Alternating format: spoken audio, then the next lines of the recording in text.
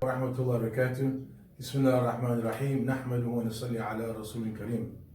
My dear respected brothers, sisters of Islam, Alhamdulillah, we had a very successful discussion today in relation to family domestic violence. It was a very good subject to discuss, and I think we encourage all families to actually open this discussion because there's so much to learn. But one point that was mentioned is that we need to be very aware of how we respond to challenges within this current society.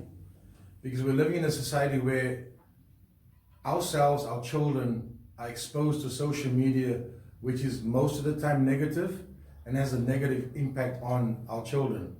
We have lifestyles that are quite stressful and at times could cause situational distress. And building all of that, we need to be very aware of how we respond to challenges in relation to our deen, our children, and how they're practicing the deen.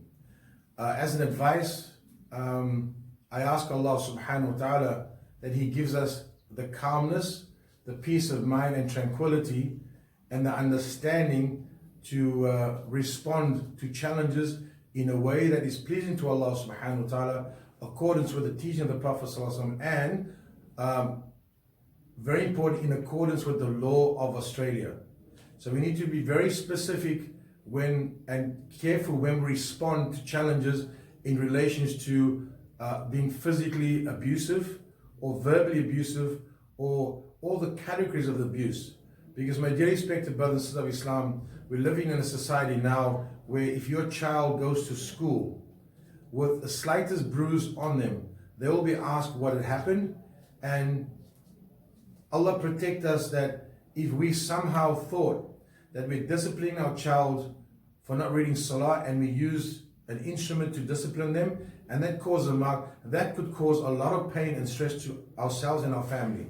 So I'm requesting the brothers and sisters to change your mindset and train yourself how to respond to challenges more calmly, less aggressively, and more connected with the end product of what we want to achieve.